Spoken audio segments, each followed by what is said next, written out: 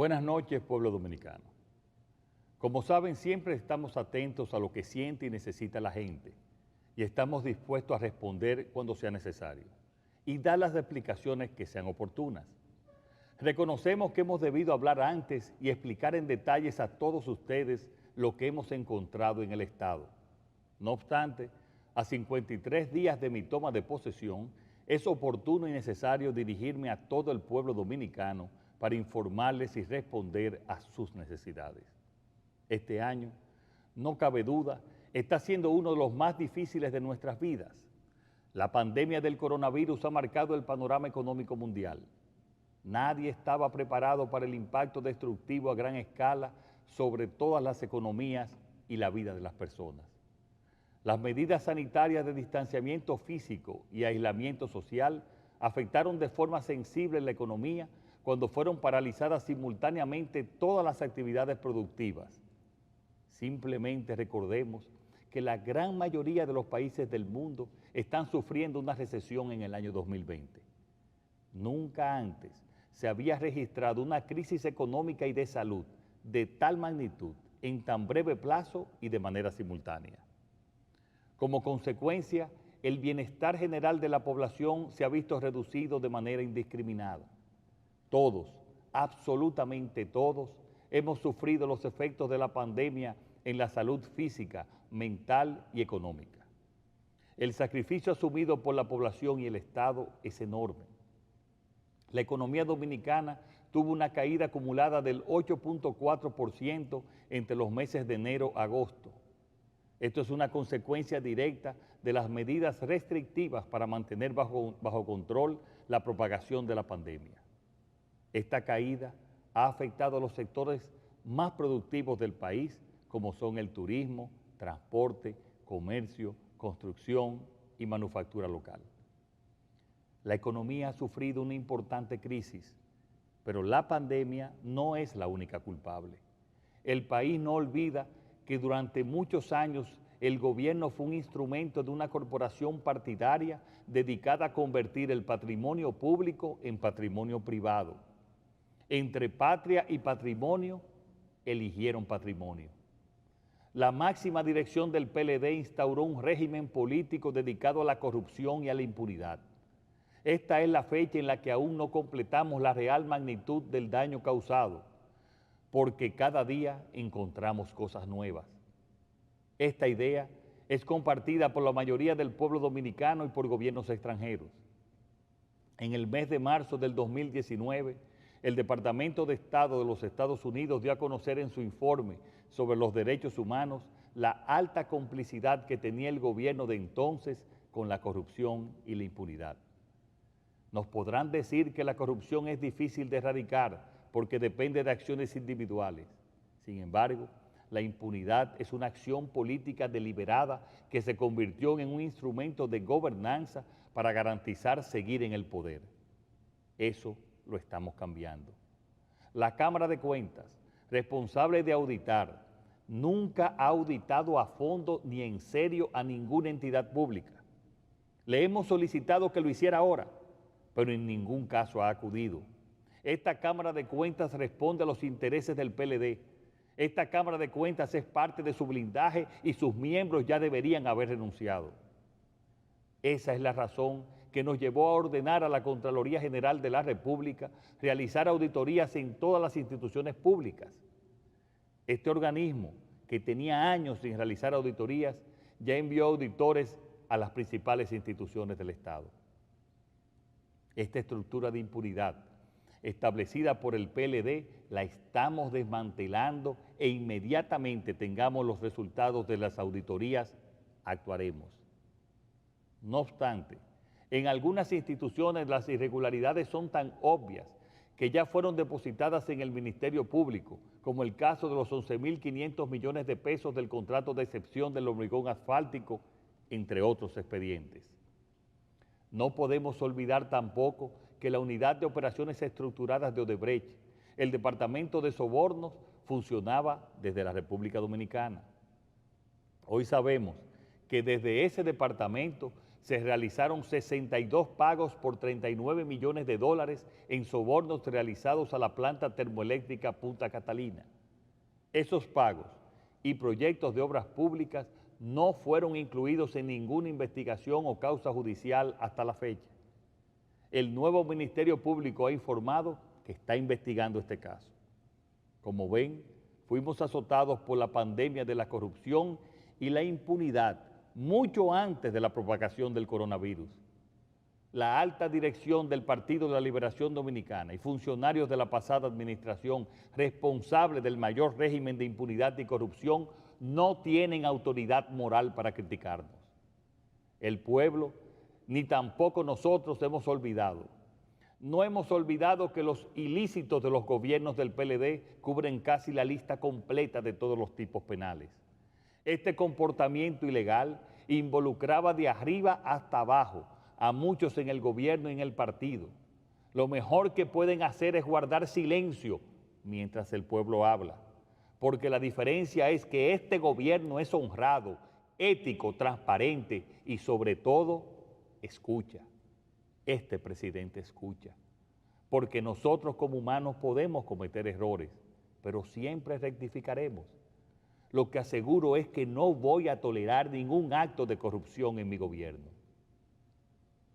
Por escuchar a la ciudadanía y por interés de la nación, fue que nombramos un Ministerio Público independiente que tiene total libertad para investigar y someter a la justicia cualquier expediente que involucre casos de corrupción perpetrados contra el patrimonio público.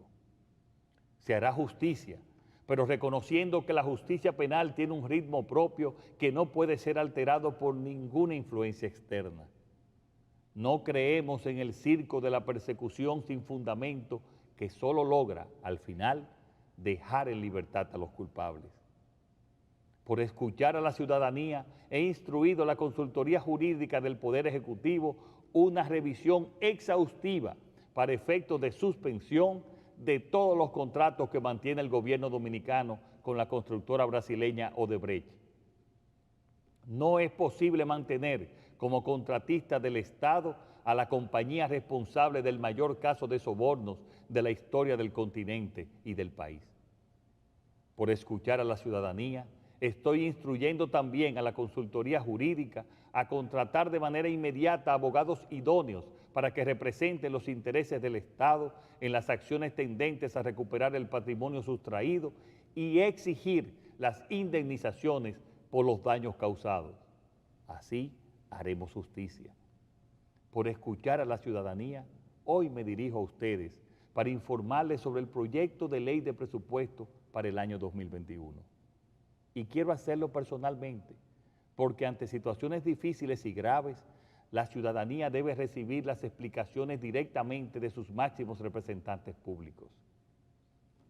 Quise compartir estas palabras desde el inicio del mandato, pero en ese momento el país necesitaba más que nunca esperanza para no caer en la frustración.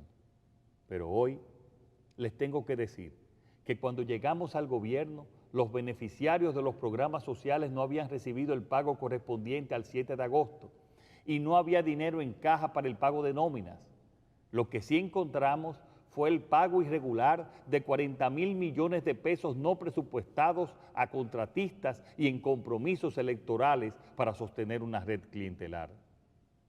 Asumimos el gobierno con una presión en la tasa del dólar, escasez de reservas, de divisas y una deuda enorme porque la administración anterior de manera irresponsable tomó préstamos en los tiempos buenos y no en los malos cuando es necesario.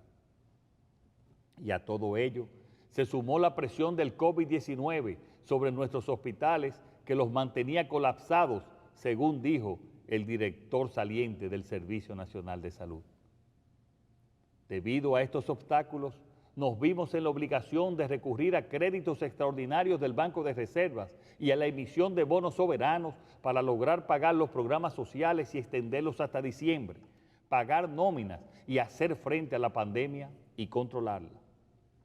La situación es compleja y el gobierno se enfrenta a la decisión presupuestaria más dura de los últimos años, porque estamos en medio de la situación económica más difícil en 60 años. Y debe ser el presidente, su presidente, quien ofrezca las explicaciones y haga frente a la situación, quien asuma la responsabilidad y el liderazgo. Lo dije antes de ser elegido, no voy a engañar, ni mentir, ni ocultar la realidad a la sociedad dominicana. Los dominicanos tienen que conocer la verdad, conocer los motivos y saber cómo el gobierno va a enfrentar esta situación.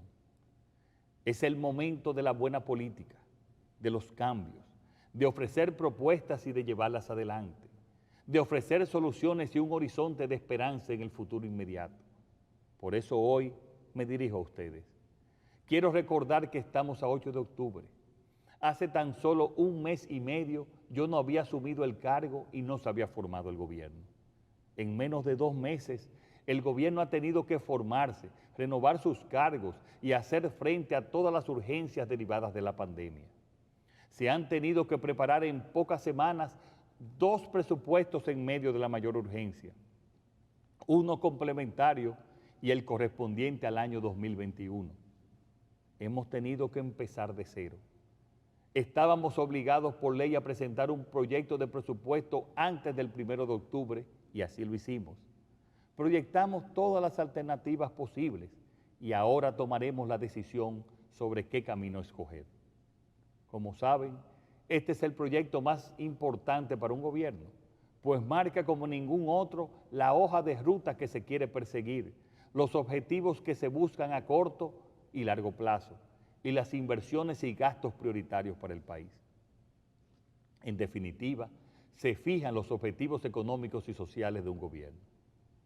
Nuestro proyecto de presupuesto da prioridad a los servicios de salud, educación y de protección social.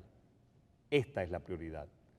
Este presupuesto nace en un contexto de dificultades derivadas de la pandemia mundial que estamos sufriendo, pero también de la mala planificación de gasto e inversión del gobierno anterior. Esta crisis sanitaria los sorprendió porque no hicieron su tarea.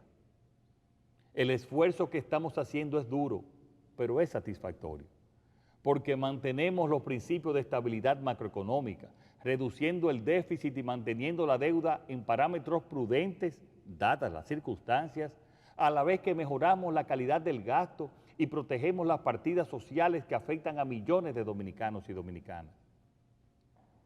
Hemos controlado la pandemia, estamos colocando las bases de un crecimiento económico sano y rescatamos y ayudamos a todos los ciudadanos y empresas de nuestro país. En medio de esta difícil situación, hemos podido incrementar las reservas internacionales brutas en un 58%. Al mes de julio, el país contaba con unos 6.689 millones de dólares en reservas, mientras que al mes de septiembre alcanzamos los 10.552 millones de dólares, mandando un mensaje claro: este es un gobierno que te ayuda, que está a tu lado y en el que se puede confiar. ¿Y cómo hacemos todo esto? Mejorando los ingresos y mejorando el gasto, y siendo rigurosos y realistas con el dinero del pueblo dominicano. En términos de ingreso y producto de la desaceleración económica que produjo el COVID-19, la estimación base para las recaudaciones de impuestos de la DGI y la DGA alcanzaría los 628.000 millones de pesos. Estamos hablando de una cifra por debajo de lo recaudado en el 2019, por lo que se hace necesaria la implementación de una serie de acciones de política fiscal destinadas a incrementar los ingresos del gobierno, como por ejemplo, aumentar las recaudaciones fiscales por encima de la estimación base y los ingresos del Estado provenientes de la Tesorería Nacional o potenciar la venta de activos. La suma de estas medidas permitirá que en el 2021 los ingresos totales estimados alcancen los 746.000 millones de pesos, un 15.2% del Producto Interno Bruto estimado para el año que entra. El esfuerzo realizado por el gobierno no se refleja únicamente en estos mayores ingresos.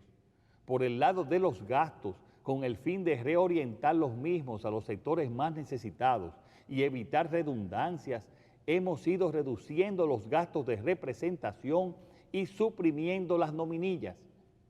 Hemos eliminado costosas estructuras del Estado, reduciendo direcciones generales, decenas de subdirecciones, organismos prescindibles como el despacho de la primera dama, el FONPER, la OISOE, la CDEE, Procomunidad y funcionando otras como el SEA y Bienes Nacionales. Estamos haciendo un verdadero saneamiento en el Ministerio de Relaciones Exteriores, eliminando centenares de designaciones que no cumplían funciones. El ahorro total de este esfuerzo alcanzaría aproximadamente los 16.000 millones de pesos. Estamos conscientes que somos nosotros, el gobierno, los que tenemos que apretarnos los cinturones. Por eso, desde hace 2 semanas y durante los próximos 2 meses, un grupo de especialistas de los Ministerios de Economía y Presidencia están revisando cada cuenta de gastos del gobierno para confirmar su pertinencia y asegurarse de eliminar gastos de representación, viajes y asignaciones excesivas de combustibles para adecuar el presupuesto del 2021. El primero en dar el ejemplo será el presidente de la República, eliminando sus gastos de representación.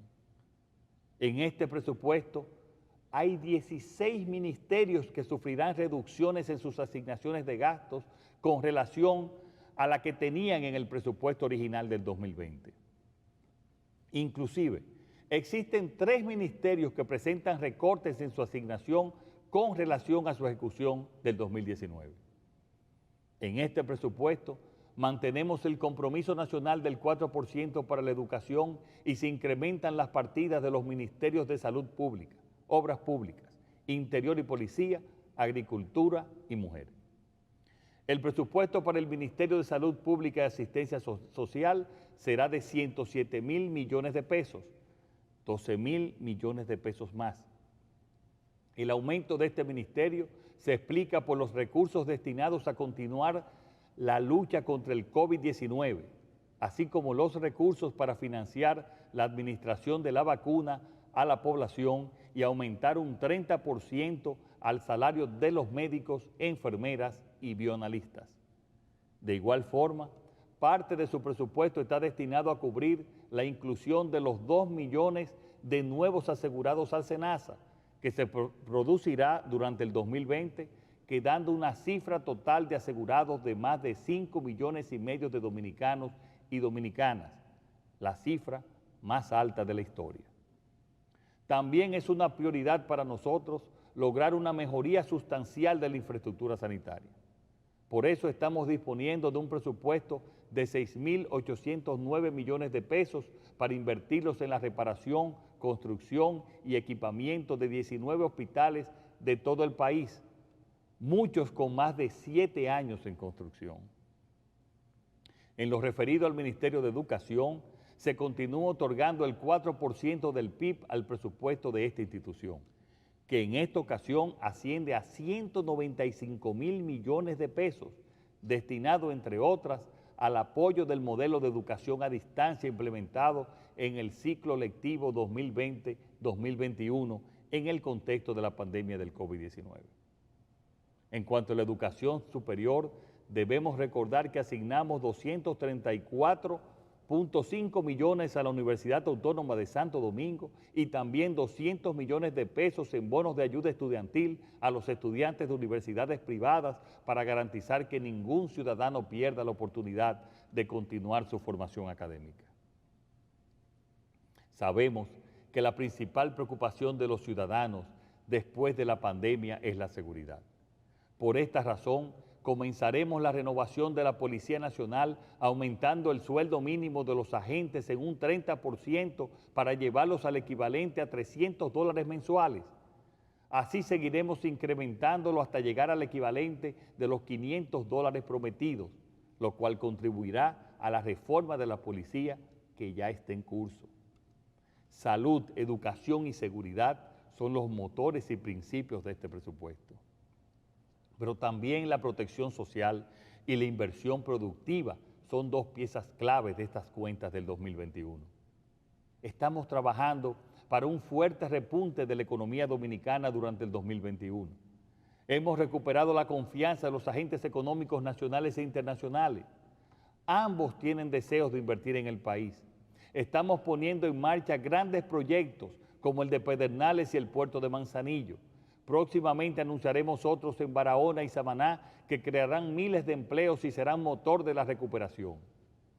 Ya en este mes de octubre comenzarán a operar el 40% de los hoteles y esperamos que para diciembre alcancemos un 60% de reapertura. Todo esto gracias a las medidas de estímulo de nuestro gobierno al sector turismo.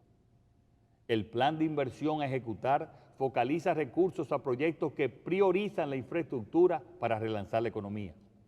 El gasto de capital programado impulsará el proceso de recuperación a través de la ejecución de proyectos de alta rentabilidad social que a su vez generarán encadenamientos productivos, como son obras de infraestructuras viales destinadas al mejoramiento del transporte terrestre, como la carretera del Ámbar, la circunvalación de Baní y la terminación de la carretera Rancho Arriba, Ocoa, entre otras.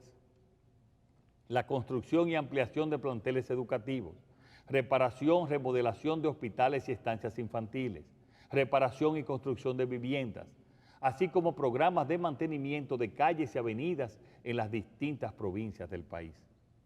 El grueso del gasto en proyectos de inversión para el 2021 se concentrará en el mejoramiento de la red vial urbana e interurbana con la finalidad de facilitar el transporte de personas y de cargas, lo que resulta fundamental para catalizar la inversión privada tan necesaria en esta época de crisis y fundamental para la recuperación.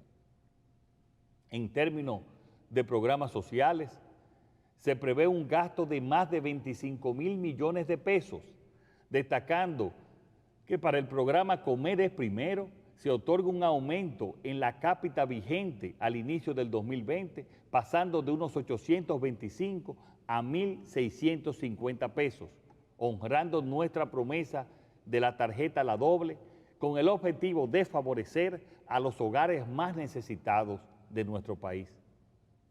Aumentaremos la cobertura de 800.000 beneficiarios a 1 millón con respecto al inicio de la pandemia.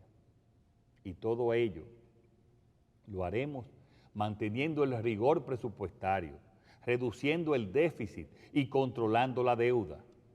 Ya les puedo decir que desde el 16 de agosto hasta la fecha, el déficit se ha reducido en 19.000 millones de pesos.